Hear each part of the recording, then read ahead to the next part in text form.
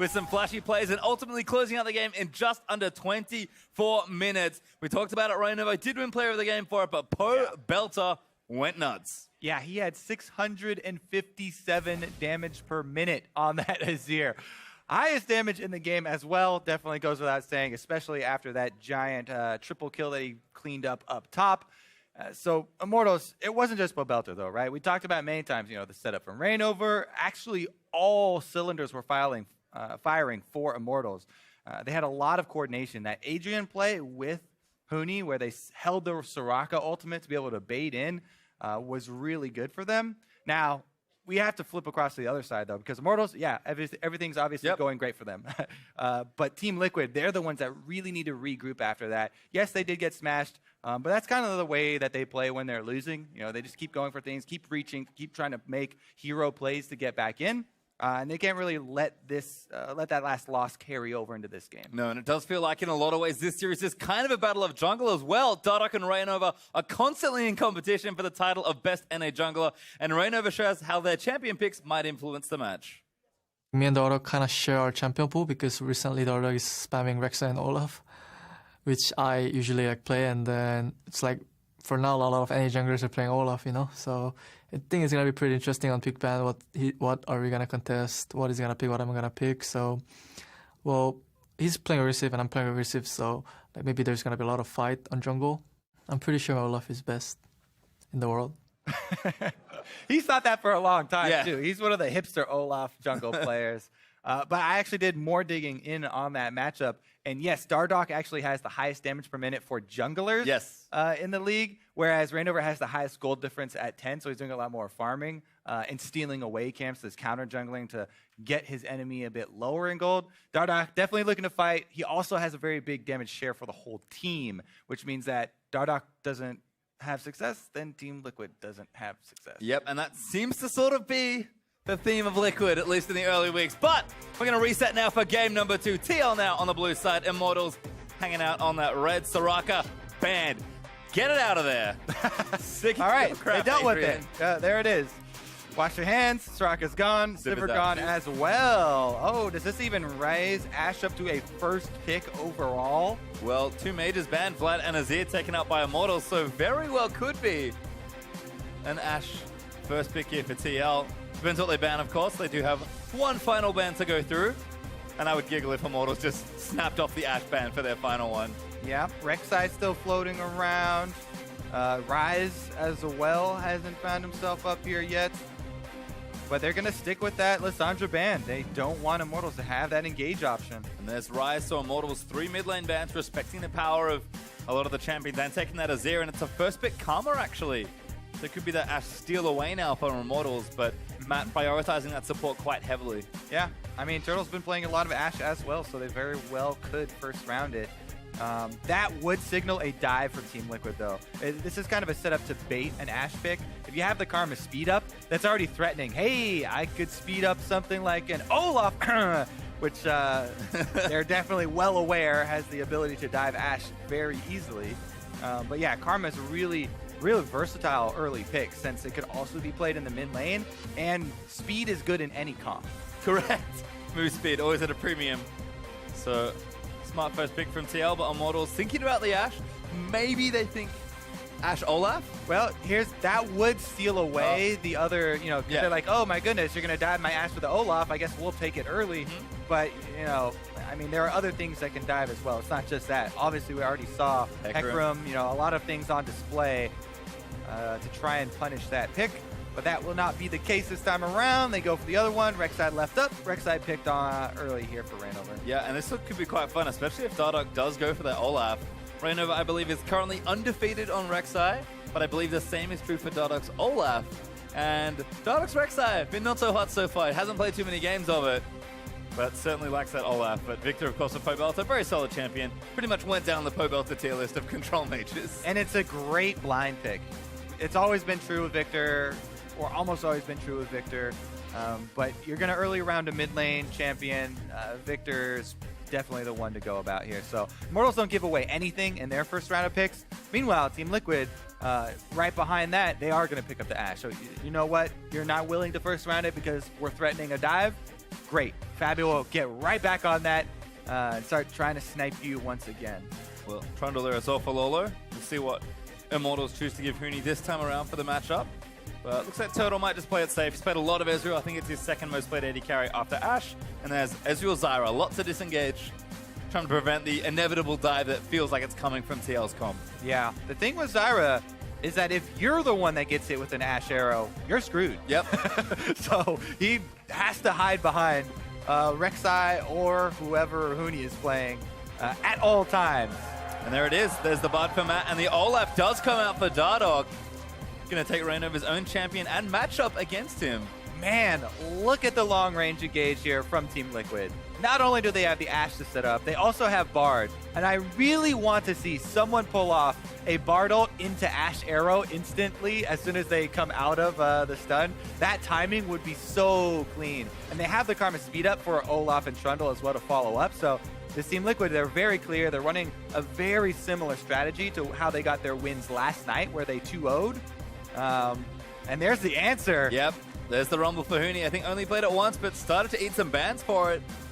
Just a champion that might be making his way back into the Trundle matchup. We saw Renova was able to help Huni in game number 1.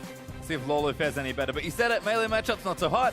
He's a ranged champion. This is a pretty hot one though. Yeah. Because Flame Spitter here, if he can do it right, the first couple exchanges in the matchup really determine a lot for this. Rumble can get control of the minion wave while getting harassed, and if he avoids the exchange from Lorlo, and junglers are also, obviously, we say it over and over with these matchups, but man, they're going to be attracted to this duel as well anytime there is that Rumble matchup. Good adjustments for both teams, I think. TL, I think they sort of cleaned up a few things here and there for the drafting game 1. Took a very similar looking comp, but this looks even better. Like, the amount of backline threat that this comp holds is real scary, especially the Squishy Turtle and the Squishy Zyra. Yeah, and this is something we've seen Team Liquid execute on and use just last night. They had their 2-0 with a very similar composition to this, if not exactly the same. So they're very willing to dive you. And they also, as they transition into mid-game, they just use this comp to control a neutral objective, draw you out into the open, and then chase you down. Well, now that we've seen game 1, make sure you update your predictions by tweeting with the hashtag TLWin or the hashtag IMTWin. Our Team Liquid going to be able to move things through and force a final game, or Immortals going to sweep through yet another best of 3. They've looked so dominant despite, I believe, 1 loss so far to TSM, who are looking absolutely on fire. It's a big statement for Team Liquid to make. They have to try and take a game here to force that final, but Immortals, you said choo-choo already at the top of the game. Hype train not slowing down for this team. Oh, it got off to a very quick start there. One of our quickest games. But man, I really actually am hoping for standard lanes again in this game. Whether they swap Australian or not, don't really care. Because we've got double range on double range, high skill duo matchup, depending a lot on who lands the harass. Plus the melee matchup that draws a lot of jungler attention. And as well, anytime you see Rumble, I haven't talked about this in a long time since we haven't had Rumble be really common in a long time. But Rumble is one of those champions right up there with Darius, where as a jungler, you have, some experiences where you will try and block it out of your memory, but you go up there for a gank on a Rumble and he double kills you because he gets level 6, the Flame Spitter plus ultimate damage, especially if you're double melee, Olaf and Trundle, you'll be right next to each other. It's very scary. For Flash Rek'Sai on Burrow, knocks you up on top of that AoE from Rumble. You get double killed like that early on, the game runs away from you very quickly. And it looks like you are going to get your wish, because I have 4 champions in the bottom half of the map. Matt and Fav are going to start on these Krogs. Crump going to be the start there for Immortals as they do move back for it. And you said it, it's probably the most exciting way to start our next game. And we've already highlighted them, Rainova and Tardok. Key junglers for their teams, especially in this matchup. Ooh, and I know your favorite thing about standard lanes, Kobe. Yeah. Junglers don't just autopilot through a lane swap. They actually get to do stuff. Yes, we get to see some skill expression early on. One of the biggest things I actually like, if you're a jungler, you're always looking at how are my lanes going in the early stages. Phoenix took a lot of damage there. He also missed some CS and he auto-shoved the lane. So this Karma is priming herself for an early Rek'Sai gank. One of the things we love to see, Rek'Sai clears 3 camps, gets that level 3, so you have Tunnel at least, and Red Buff. And you come in 3 minutes, even before 3 minutes, just before, for that flash gank early on to try and punish a mid laner that pushes up like that. that would be an option, and you can see that he's already thinking about this. Phoenix places a ward on that side of the map to see that gank coming. Great perception there from Phoenix, knowing that this is a likely thing for Rainover to do, so it does make sure he has the vision. Important to note that Karma is not a big Phoenix champion. It's his first time playing it. He's played only one other utility-style champion, that's Zillion, I think all the way in the early weeks, so definitely a different sort of pick here for Phoenix, but more than capable, just not the big carries we've seen him on recently, as aggression is high in this bottom lane. So many trades. And this is why I get excited for this bottom lane, because everybody's got low health pools. If you make a mistake like that, you get punished really, really heavily. You can see what they're doing, though. Trying to focus, you know, anytime you get one of the members off to the side, the other two are going to try and focus down. If you focus your trades to try and harass at the same time, and your skill shots land, you get a very big reward. Plus, as of the moment, whenever you spawn those Zyra plants, they're going to auto champions. So you get a really big zone of control in the lane.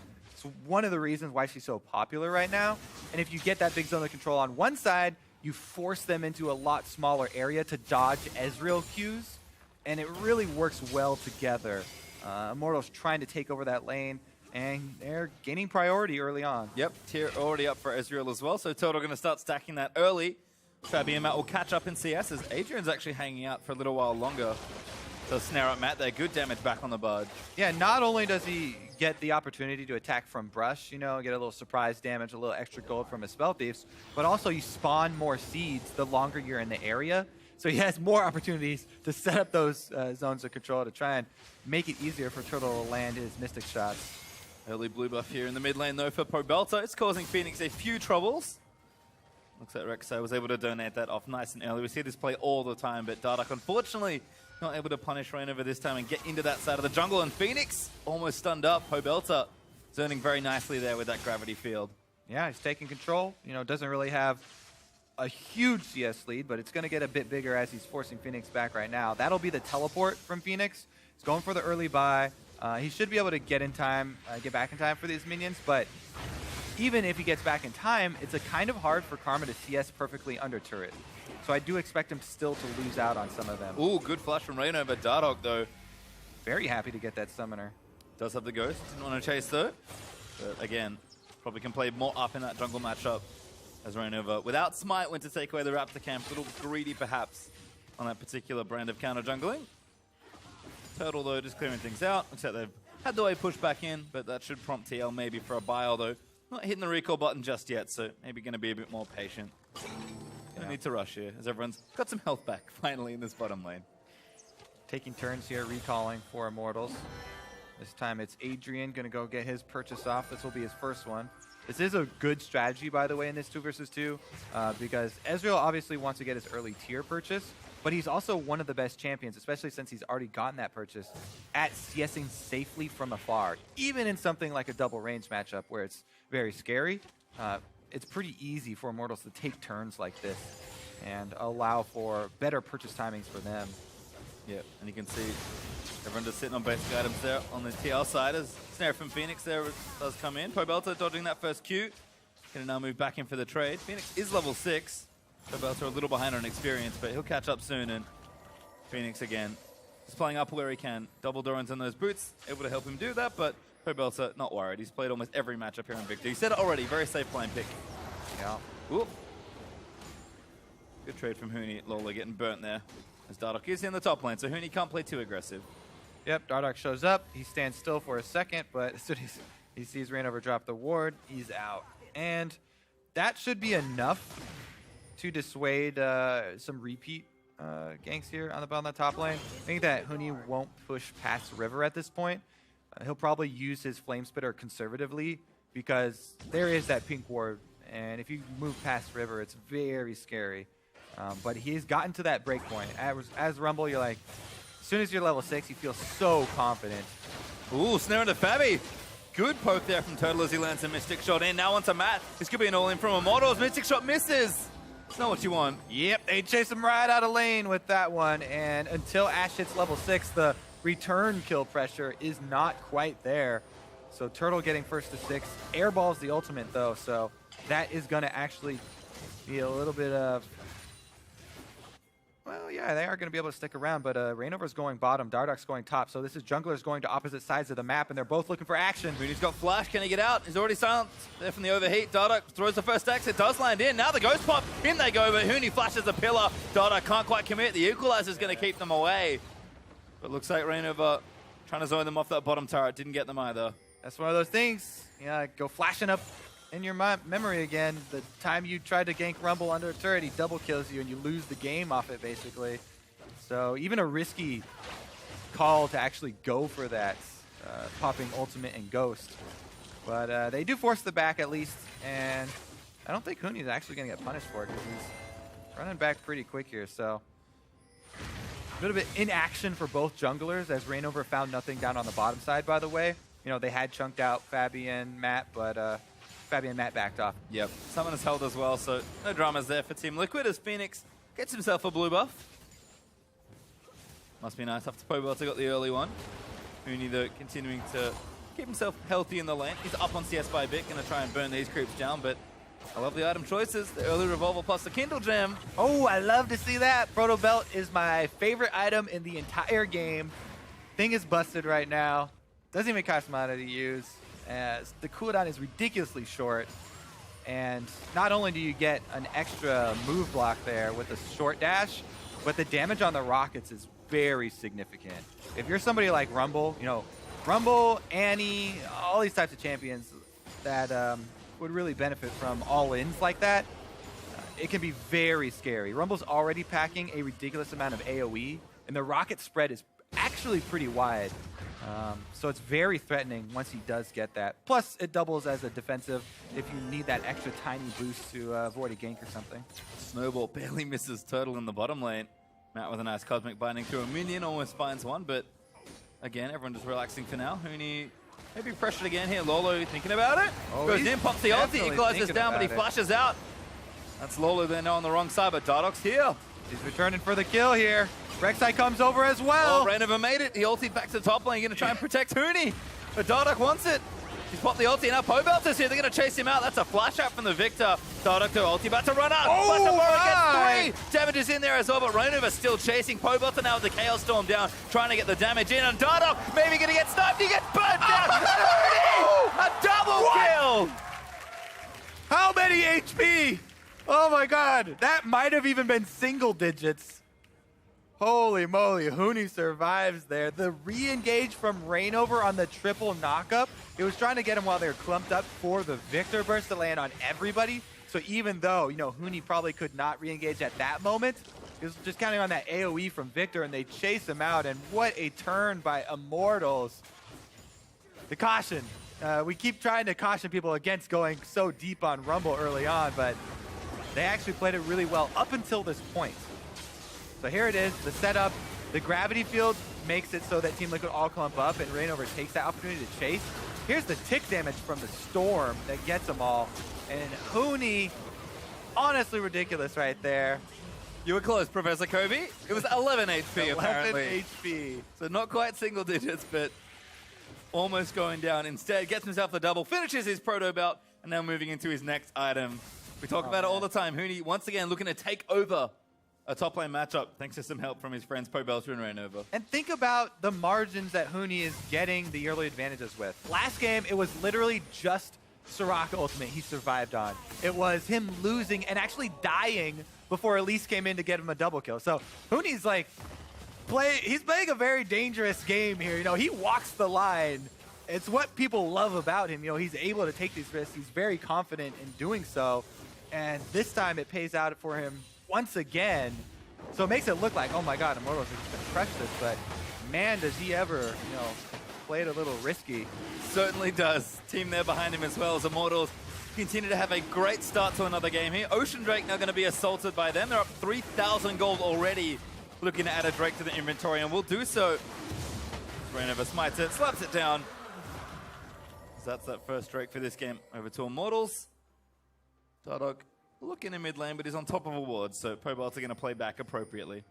Yeah, a bit risky now. Team Liquid, they also run the same risk they ran last game, where Uh-oh. There we Good go. boost from Pobelter, but he still eats a snare. Dardock around, but the gravity field's in. Pobelter gonna go down to Matt, of all people. Bahuni's teleported in. Equalizes down, but the damage is back here. Lolo also made his way in. The Proto Belt pushes him through the pillar. Adrian flashes in, gets the roots. The ulti finds onto two, but he doesn't get the knock-up. Does barely onto Lolo. As Huni hits an arrow from downtown there from Fabi. Cooldown's getting traded, but only 1 for 1. All right, a lot of action, and it was pretty exciting, but even trade is actually decent for them. Yeah, I mean, Team Liquid, what they're really worried about is the game snowballing out of control like it did last game, where Immortals ran away after the first early exchanges. Even though they won them by very small margins, the double kill going right onto the Rumble is so threatening. Let's see if he can actually kite out Lorelo here. Proto Belt should be back up soon. Yep. I think it's up now, actually. So isn't going to use it. Does push through the pillar. Pobelter, though, going to try and turn it around. Huge damage onto Lolo. Gravity Field going to zone them out. TP in from TL, though. Huni goes back to the turret. TP completed. Phoenix looks for the snipe. Doesn't get the back end of Soul Flare. Can't kill him. Huni's got some weird old Poppy passive or something. Can't ever finish him off. And Dardock's going to pay the price. Yeah, Unborrowed Rainova going to take it in. Huni! Flash harpoon for the kill. Man! Huni doesn't even care. He's like, I flashed to steal a kill from my jungler? Yes, I'll do that. After almost dying. I've got Proto Belt. I don't need flash. I got Proto Belt. Well, third kill over for Huni.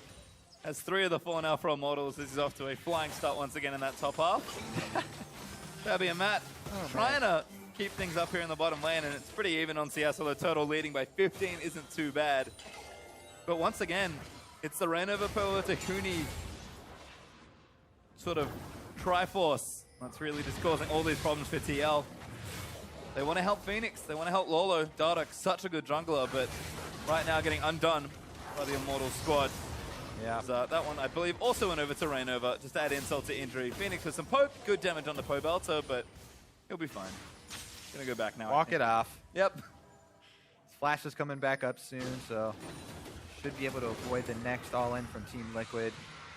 Team Liquid, though, they do have Ash Arrow. They do have Bard Ultimate. So what they want to do, obviously, is use these long-range abilities to try and pick people off and get, you know, kills where they don't have to trade anything back to Immortals. They want to try and catch people out of position, surprise them with these. You can see that's why Dardock is down bottom. This is where their playmaking ability is and where the squishy targets are. Adrian's a prime one for this. He has no flash on Zyra. They would love to be able to get vision of him and try and lock him down, but you can't afford to wait around on the same token because look at Rainover. He's sneaking in. He's still in the Raptors again. Matt's in trouble. Arrow lands, but that's going to be a flash forced out from Bard. There it is. Rainover got away. You know, anytime you leave your jungle unattended, Rainover moves right in. Immortals have one of the highest jungle control rates, which is the percentage of total jungle monsters that your team kills in a game. Theirs is well over 50%, meaning that they take away a lot of the enemy's jungles as well. And Rainover is the one doing the dirty work. Dardock down bottom, take away a camp. Yep. Just, again, very straightforward for Immortals so far. There's actually Turtle and Adrian might have enough pressure for this turret. Matt got chunked out earlier, so can't really be here for defense, although he's making his run back now. Fabi, they're going to get zoned off this turret, and that should be it. Yep. First turret of the game will go down to bottom lane. Turtle and Adrian also putting work in. I know, they go unmentioned so often because they're not on camera quite as often since they're farming most of the time. But once again, never mind, let's look at some action. Boom, boom. Good trade, self-flare, nope. Does not get the damage. Oh, he's trying to zone him off the cannon. Phoenix gonna get Tail Stormed on. There's a flash on Burrow. Pobelter with a Q. Yeah, Phoenix wanted to zone him off that cannon kill and punish him for going for that cannon, but sometimes you bait yourself with the cannon. Oh, actually, here comes Rainover as well. Oh, Matt! Trunked up, a good tempered fate finds two. Dardock actually around the other side. Immortals trying to finish off the turret. Matt's bailed. Takes a magical journey out through the Raptor camp. Yeah, I was like, they're converging. They're still converging, though. Lolo's here, finally arrived, but Pobelter flashes out of the way. Dardock going to chase him down. Gravity Field zones him, but Fabi's here. Pobelter finally falls as Ash collects the kill. Lolo going to chase out Rainover. Arrow misses barely. And now Huni's arrived. He just walked down. Lolo snared up. Turtle with the ulti in. Does land, but Lolo bails out the side from a magical journey. Rainover still wanting to chase, though. The rest of Team Liquid grouped up, maybe can counter-engage, and Immortals do give it up. I mean, yeah, we'll take stock. That was so crazy. Everybody got lost on the opposite side. In the end, though, that's a kill for Team Liquid without losing their mid turret. Their main objective there was trying to defend their mid turret and keep it upright because they can't. If that falls, then the jungle just gets wide open, and Rainover moves in. He starts dropping all these Sightstone wards, and you really lose control just like last time. But they're able to defend it just barely. Plus, they get a kill to take away. So that's a very small step back into the game for Team Liquid, but a much needed one. Yes, a necessary step, certainly. As Immortals are still up 5,000 gold. But watch this shenanigans again, though. Yeah, it's like, all right. So first collapse here is just the Bard and the Olaf. And Matt gets the ult off and then pieces out because he was on Gravity Field and snared up. Meanwhile, second round of convergence as Team Liquid draw in extra reinforcements. Lorlo's here. We speed up. Bobelter flashes over, then sticks his head up. Oh my god, I'm in the enemy base. Fabi's here collapsing as well, and they take him down. That arrow missing actually caused all kinds of craziness, but in the end, let's go back to live in the Drake instead. And there's a Infernal Drake for Immortals. Top laners did want to walk down there because they needed the TPs for that Drake. Lolo, they're working on the turret. Face tanking it right now. Dardock's here to join him. Huni, ultimate at the ready. It's actually level 2 because he's level 12. With the Leandry's finish, this is a tricky siege for two melee champions. Dardock going to realize that and back away. Lolo's still trying to pressure, but Huni, pretty good wave clear right now with the Flame Spitter. Proto Belts forward just to make sure it goes down quickly. I'm telling you, that's the most busted part. The cooldown on it is 40 seconds. It's so ridiculous. You guys thought Ghostblade was good. Let me tell you. Yeah. Proto I mean, it's not even just that, right? He's hit this huge spike with the Leandries. Okay, this turret, they really want to finish it off. As we said, that's a crucial point in the game. Ooh, Tempered Fate. A whiff. Ooh, that one's not though. Belt to the target. Gonna charge in. Dada gonna try and shred him down, but the damage is too much. Fabi will take out Belter, and Raynov is also chunked out as well. But Huni, he does arrive into the fight, burning people down. Takes out one. Phoenix bails, but Turtle follows. Does get snared up, but he's gonna try and do it. Q misses, but Turtle flushes out. Now goes forward for Fabi. Gets himself a double kills. Adrian, they got himself out to safety, and a 4-for-2 trade in favor of Immortals. All right, that's going to be the mid turret finally going down. We did get one more nice team fight out of it, though, and Immortals do clean up. Although it wasn't the cleanest, very good move in there from Turtle to actually not only protect Adrian, but get those last 2 kills. Otherwise, it would have been a decent exchange. Team Liquid starting it all off, and here's the arrow onto Pobelter, well aimed.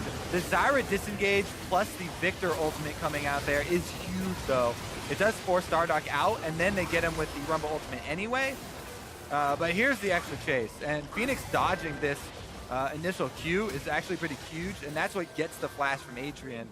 But then, yeah, Turtle's in there, picks up the extra kill, and Immortals are gonna keep the tempo high pace here.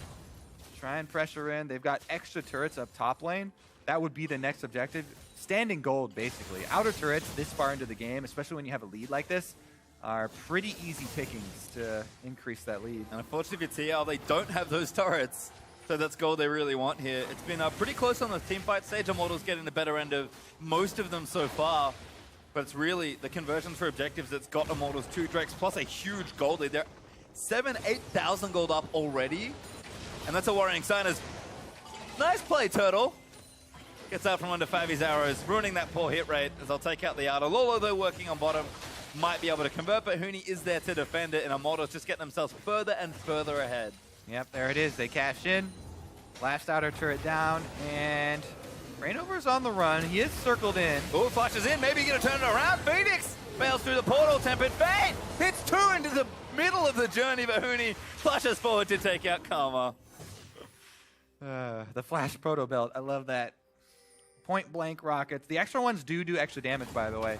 It's only 20%, but if you get in there, point blank proto belts actually do a lot of damage. Yeah, just eat a fan of rockets. All of a sudden your health bar's gone. There's a robot on top of you. It's a bad time. There's Turtle and Adrian again, continuing the Immortals macro strength. Pressure everywhere now, actually in top and mid lane. Lolo looking to defend, but Dardock does have his ultimate. Got the ghost at the ready. Maybe a fight here. No ulti for Matt, though. They might, if you are desperate, you start to think about these things, right? Yeah. There's at least no Rumble ultimate and no Victor ultimate available for Immortals, so it goes through your mind a little bit, but it'd be very hard, and they would need a really good setup from Matt with some sort of cosmic binding or something. And as you say, he doesn't have his ult, so hard to set that one up. Well, one tower from Immortals there. They get the tier 2 in top lane. Didn't get the tier 2 in mid, so Team Liquid with a successful defense there. Drake is also up in just under 2 minutes now. And it'll be Infernal number 2 for Immortals, or the first Drake here for Team Liquid. So things starting to get a little out of hand here. Game ended about a minute after this point, so that's not going to happen anytime soon. Game 1, yep. But Team Liquid definitely on the ropes here, looking to battle through what is now a 10,000 gold lead from Immortals at 23 minutes. It's insane, right? Because there's so much action, and Team Liquid are actually trading back, you know, almost even in kills in most of the trades. But every single time, Immortals are getting a turret. Look at that. 4 turret lead. The other thing that Immortals are doing, and that they usually do in their games, is Huni is very good at pruning his side wave before they decide to force something, especially with someone like Rumble. You know, he's usually on a damage champion, so it makes it easier, and he can clear a wave really quickly. But getting the waves in position and then they go into the crazy fights means that even if you go, you know, 3 for 2 or something like that, and you only come out slightly ahead in the actual fight, you come out way ahead as far as global gold is concerned. And that stacks up over and over and over, and that's how they build up this big lead. Yep, that's the signature Immortal style. Play aggressively for kills and pressure. Ulti misses. Matt's going to get chunked out by Turtle. Oh, Turtle! Almost takes him out. The ult is close. Pobelter flashes in and gets one with the Chaos Storm, and now Phoenix going to be the next target. Turtle still not done. Arcade shifts in, takes out Phoenix, and Dardoch runs for the hills with the ulti on. And this is when Immortals play best. They've got the early lead, and they just put it to 10. Diving turrets. Turtle with huge outplays there, dodging everything from Matt, then almost killing him and forcing the flash, allowing Pobelter to go in there and clean it up. And there's just pressure in every lane. Immortals going to look to break mid here. Huni makes his way back from the bottom lane in. Dardoch going to get dove. He's got no ultimate. Will get chunked out as Turtle claims another victim. Lolo. Maybe the next one, but Immortals turn their attention to the turret. Turtle goes back in, shifts forward, continuing to bait them out. And Hibs are now the new target. Rainover pretty tanky on the front line. Pobelter blows him up. Huni dominating, takes out Bart with the equalizer, and Immortals just break straight through the middle of the map. Yeah. Oh, Turtle got bored. Again. He's in there. Yeah. Actually, maybe in trouble now. Phoenix gonna force a flash. Oh, I love that. Classic Turtle. You know, everybody on my team's backing out. We got a bunch of kills. We took the inhibitor. Time to arcade shift forward. Going for fight this 2 versus 1. He actually does get out unpunished. Has to blow his flash, but lives. Baby going to be safe from the wrath of this ulti. Look to trim the wave, but doesn't get it. Yeah. Drake though will have to do for Turtle this time. There's a second Infernal for Immortals, their third total. Let's watch this again. Yeah, this is why Turtle's all amped up. He's looking for action. He's like, Matt came at me? Ha, easy dodge. We're going all in on him. Oh, actually, the only thing I guess he really dodged was that Cosmic Binding. The ultimate wasn't very close to him, so it was pretty easy, actually. But again, yeah, Pobelter with a nice follow-up. Then Turtle's just full damage forward. Here we go. Here's Huni, though. It doesn't have the ultimate, but Rainover's also in the area. Immortals collapsing. Team Liquid desperate for a Baron. Bruno Belt melts through Bart as Matt will fall. That's a flash up from Frabby. Gets himself through the back end of the pit. But Immortals say thank you very much for the leash. I will take the Baron. Alrighty. That's a ridiculous... Turtle. Get her! Yep, just shifts in. Oh, W kill, almost. Oh, predicts the Duke. Gets him with a Q, and Immortals claim almost the whole map. And maybe now at this point, a few more turrets. His base is in trouble. All right, that's going to be Immortals walking it in here. Baron buff empowered minions. Inhibitors going down, and Team Liquid trying to revive. Well, Immortals are going to move in for the kill. They'll ignore the top inhib for now. Pobelter going to give it a bit of a go. But Immortals not going to look to take this down. They're so far ahead, and Team Liquid cannot mount a defense. Maybe they can. Tempered Fate's going to delay it for a little while longer, but Pobelter just going to face tank some damage. Lolo going in. Turtle goes godlike. They'll keep them in the fountain. Lolo's going to fall down. The Nexus will go down, and in blisteringly fast fashion, Immortals claim a 2-0 over Team Liquid. Turtle got a casual triple. Blistering fast fountain damage they're doing there. But yes, they eventually turn back around for the Nexus and clean up their 2-0. I really wonder in comms there if Turtle's yelling, guys, I got a triple. Let's dive the fountain for the Penta, but Immortals do clean the game up instead. And it does seem like business as usual for the team. Team Liquid, yes, they've been on the rise, but It was always going to be a tough test here versus Immortals. Immortals prove at least this time we're still the better team. Holy moly, yeah. And you could tell, Team Liquid, they had their plan. They wanted to camp top lane. They tried multiple times to make plays on Huni up in the top lane. But not only did he survive, he also was able to turn it around. When Reignover ults in with Rek'Sai, Pobelter also had a lot of roams. He was very mobile on this Victor. He was quick to answer side lane pressure. And them turning around up in the top side when they get the double kill onto the Rumble early on, and Huni survives with 11 HP.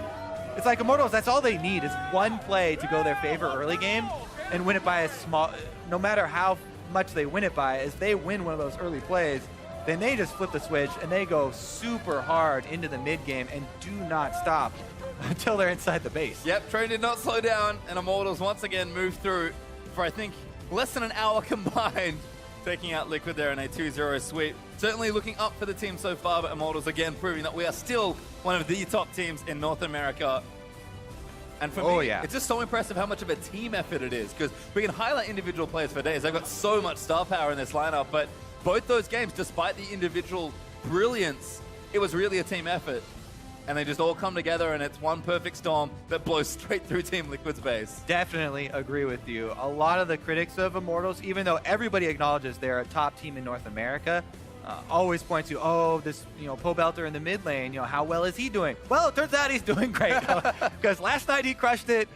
In these two games, he also crushed it this series. This one, even though it was more about, him moving up to other lanes, he also held his own really easily against Phoenix in the mid lane.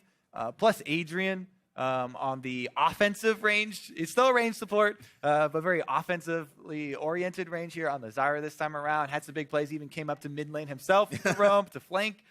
And really, they all are contributing to these big Immortals wins. They certainly are. And for a closer look at that Immortals victory, let's head down to Riv, who's got an interview with Immortals top laner. Thank you very much, gentlemen. Great cast on the day. I am joined by Huni, the man in the top lane after their win over Liquid. Huni, I have to ask you, you had some words about Lorlo as you came into the game. He is a good top laner, maybe a one-trick Aurelia, but you guys solo killed each other. How was that matchup, actually? It was pretty much for me hard, because usually Trundle in phase is really good, and it's 1 versus 1. It's as a tank matchup, because he can actually sustain a lot from passive and ulti, maximum HP is still it. So it was pretty hard, but still, for me, I even solo killed it, but what I feel was not winning, because I got help from Soraka ulti. It was really close, and then I just got a solo kill because I didn't use ulti. It was a lot of happens, but I think still it was really fun to playing the game. Oh, it was an awesome game to watch in that top lane and all around, so congrats on the win still. Moving forward, you guys have always said, or have been saying this season, things are looking better. Pobelter said it, other people have said the team feels like you're getting stronger. How has preparation changed in best of threes? Do you prepare any different now? For now, it's best of 3, so we are trying to just more adapt, and then what are they strengths pick, so that's why we banned Irelia. So that makes us he's really famous at one trick, not one trick, but it's just playing Irelia. So we're just respecting enemy more. What are they prefer playing champion, and then we prepared a lot. We didn't respect enemy. At the same time, we're not getting something overconfident from winning. So I think that makes a lot of difference between compared to last split. And final question, Cloud9 and Apex next week. How are you going to prepare for those teams? First of all, both of them are Korean, so it's gonna be really exciting for me, because Apex Ray is obviously really has nice mechanics, and Impact he has so much experience. It's gonna be really exciting game for me as well. And then I'm gonna prepare really enough, and then we will prove that we're highest ELO in NA LCS. Well, chicks dig ELO, so that's a great thing. Huni, thank you so much for the interview. We are going to go ahead and throw it over to the analyst desk to break down the rest of that game. Thank you very much, Riv. TSM holding that highest ELO position in the North American LCS, but Immortals making a run for... Not for long, maybe. Yeah, making a run for it with performances like this, where, in all honesty, man, they put on a show against Team Liquid in both games. We already touched on game one, but this one, no different. Huni on that Rumble looking rather slick, picking up some kills early in the game in some very close little skirmishes. I think that's just like Huni. If he's not blinking red when he gets the kill, he doesn't think he's playing it right. Like, even game one, like that Soraka last second here, you know, getting what they said, 11 HP kills with Rumble, coming back into fights after he's getting dove. He's not afraid. If he trades the kill back, whatever, he wants that. He wants that gold. Right, absolutely. And before we get to some of those clips where we will see that prowess on the Rumble, let's go ahead and look at the champion select real quick. Things that jump out here, of course, we're going to go with that Olaf for Dardoch again, and it has been something that he's been rather successful on. They forego a Shen to kind of couple with it, but they do support it with Karma move speed and throw the Trundle in there to kind of try and add a second frontliner. I actually kind of like this comp a little bit more than their game one. Okay. They banned the Soraka, so they don't have to deal with that, and it looks like it should be, you know, a little bit better for them. I think the comp's fine. I think you saw the potential it has with the pickoffs, with the Bard, the Ashe, Olaf running in to get damage down, and you know, Karma kind of enabling a lot of the follow-up to that long-range engage. But the problem is they just lose every early game skirmish, and once you're behind, they don't have an off switch, Team Liquid, and they just keep looking for plays, and Immortals just shuts it down.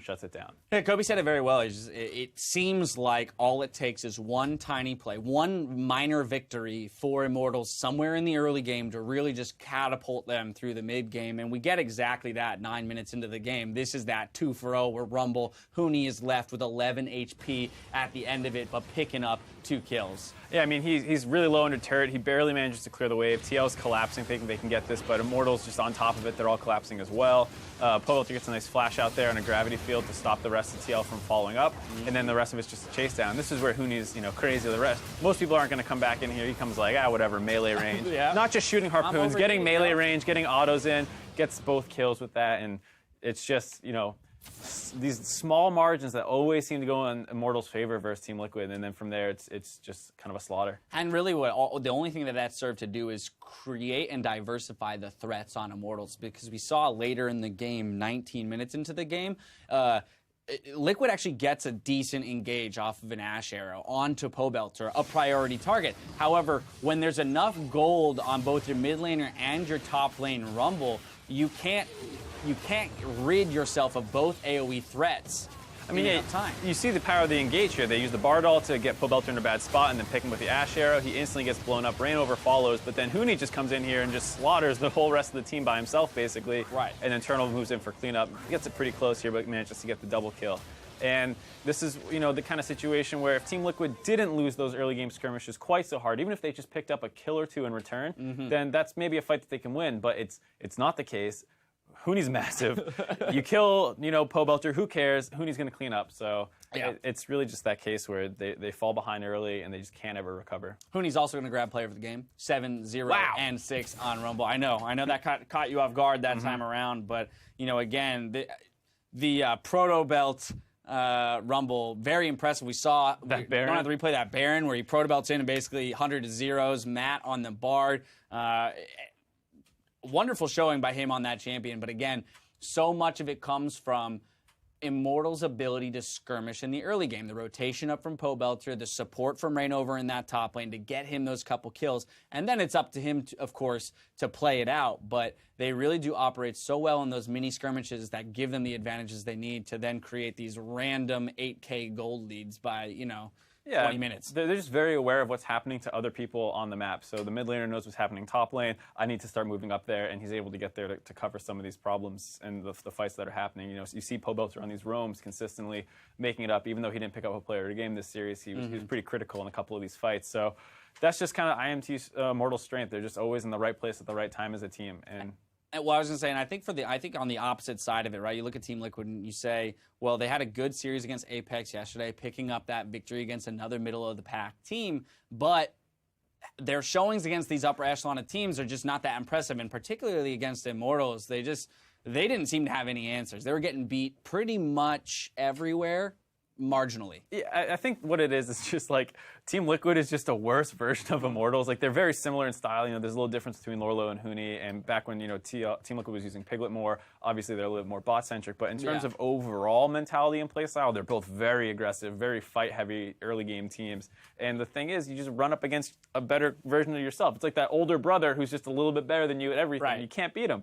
And I think Team Liquid, for as terrible as they might have looked in like scorelines this series, they really didn't play too much worse than yesterday. Obviously, Matt was missing a lot of his Bard ults. That was a problem. But by that time, they were already pretty far behind. And I think it's just this stylistic mismatch where you put both of them up against each other. Team Liquid's going to look horrible most of the time. Well, funnily enough, it's not a stylistic mismatch. It's a It's a mirror. match, It's a mirror, as you mentioned, but because one side is just slightly superior across the board in all the elements of their play style, they're obviously the ones who are going to come out looking significantly better because it's like, oh, they skirmish better, they rotate a little bit better, they CS better, right? There's no real win here for Team Liquid on the smaller levels of the game, right. minor levels of the game. Unless Immortals is playing bad that day or Team Liquid has some of the best games of their life, like I don't think that this is a good matchup for Team Liquid. And I think Immortals is happy to get this matchup because they can almost just sit back and wait for a Team Liquid to come in, just absorb the body shots and kind of retaliate.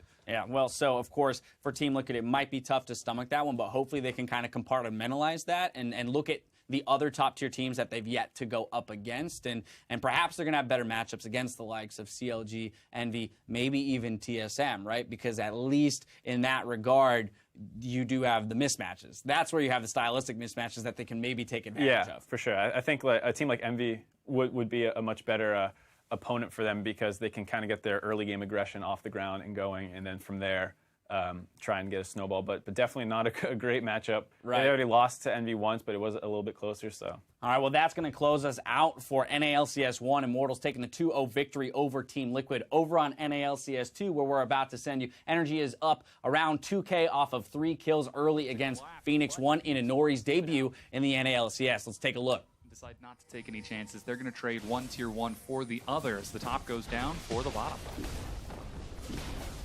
So very delayed lane swap here after the whole death top lane. Rather curious though because they have double TP on the side of P1 and Quas had used his and Zig, he has TP and Stand United. He had them both available. I mean, you could make another play in that 2-on-2 and it would really be a 3-on-3 or even a 4-on-4. So it's a little bit confusing because they had an advantage that they could have taken, but I guess at this point they're just saying that Jax is getting a little too much free farm in this early game. So it's time to swap it up. Let's get ourselves out of these lanes. Try to have a little bit of an easier time here. Try to slow Energy down, but Energy don't seem to be content to do that. Shoving top to take the top tier 1, and now once again sending 3 members towards the bottoms. OQ, Kiwi, and Quas look to catch up. Quas even taking the long way around to try avoiding vision, but a couple of deep wards I think will eventually spot him. So Zig does have a freeze in the top lane in answer. Phoenix 1, Energy might try to look for a play on the bottom side of the map. Mountain Drake is up, and Quas gonna double jungle a bit with Santorin, knowing that they can't break the freeze on Zig.